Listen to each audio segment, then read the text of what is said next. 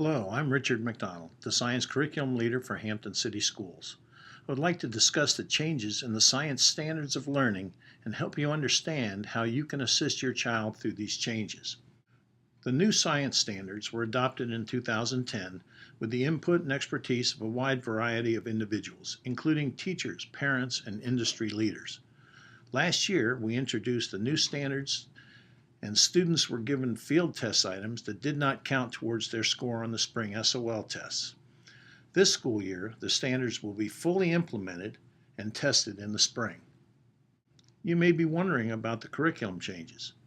There is an increased emphasis on the use of science skills to collect and evaluate data. There is also an increased emphasis on applying science concepts to the real-world situations and making connections to familiar life experiences. There is a new addition to the K-12 science standards called the nature of science. The nature of science is a broad concept which encompasses the familiar scientific method and the use of science processes to understand the world. Overall, the curriculum has been updated to provide consistency in the use of scientific vocabulary across grade levels. New scientific discoveries and Virginia-specific content have been included. Now, let me talk a little bit about the changes in the assessment. Like the changes to math last year, the science assessment has also changed. The test is more rigorous in that test items will require more critical thinking, multi-step problem solving, and real-world application. Technology-enhanced items will also be included and will comprise at least 15% of the test. The test itself will no longer include italicized or underlined words of emphasis, such as all, or most, or least.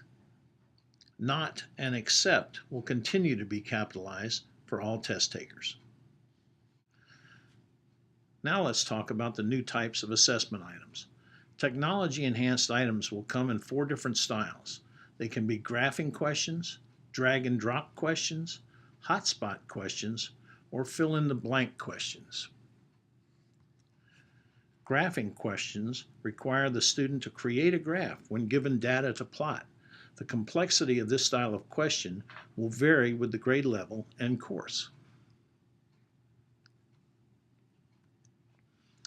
In this 3rd grade item, students are asked to create a bar graph using bullfrog data given to them in a table. The students use their mouse to click on the graph where they think each bar should reach. This is what the finished graph should look like after the student completes the question. Notice that there are 5 bars that the student must create. All of them must be correct to receive credit for the question. Here's a high school biology graphing question. Again, the student is asked to create a bar graph from the data table provided. This is what the answer will look like after the student completes the question. Notice that there are 8 bars that the student must create. All of them must be correct to receive credit for the question. Drag and drop items require a student to move things from one place on the screen to a drop zone elsewhere on the screen. The student will click and hold on the dragger while moving it to the correct drop zone. When it reaches the drop zone, the student releases the button to place the dragger. Here is a 3rd grade example of a drag and drop question. The student must drag the 4 pictures to the numbered boxes and create a food chain. This is what the answer will look like after the student drags the pictures to the correct positions. Here's an example of a 5th grade drag and drop question. The student is asked to drag the names of the planets to their correct location in the solar system. This is what the correct answer will look like. Notice that there are 8 planets that must be placed into the correct boxes in order to receive credit for the question. A 3rd type of technology-enhanced items is a hotspot question. In this type of question, the student must choose answers from the screen and then click on them. In this 5th grade example of a hotspot question, the student is asked to select the item in each picture that will produce the lowest frequency. When the student mouses over the numbered circles, they will change color, letting the student know that they are hotspots. When the student makes a choice and clicks on it, the selection will become outlined in burnt orange. Here's how the answer will appear. Again, this is one question, but it had 3 parts. All must be correct to receive credit. In this high school example of a hotspot question, the student is asked to distinguish between inner and outer planets by selecting the correct characteristics. After the student makes their choices and clicks on each hotspot, the answer will appear like this. The last type of technology-enhanced item is the fill-in-the-blank question. In this type of question, there is a text entry box where the student must type in the answer.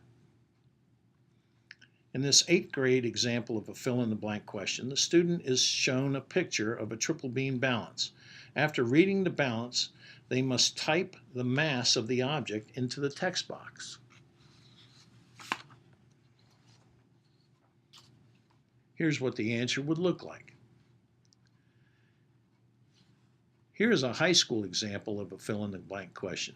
The student is asked to enter the oxidation number of a fluoride ion into the text entry box. The answer would look like this. How can you help your child be prepared? Become familiar with the science standards of learning and understand what is expected of your child. All of the SOL documents, release questions from past tests, and examples of the new technology-enhanced questions are available on the Virginia Department of Education website. Have your child take as many practice tests as they can. Take a practice SOL test with your child and discuss any questions that were missed. Make a plan to prepare and review for the spring SOL test. Thank you so much for listening to this presentation. I hope it has been helpful. I appreciate your time and hope that you and your child have a wonderful school year.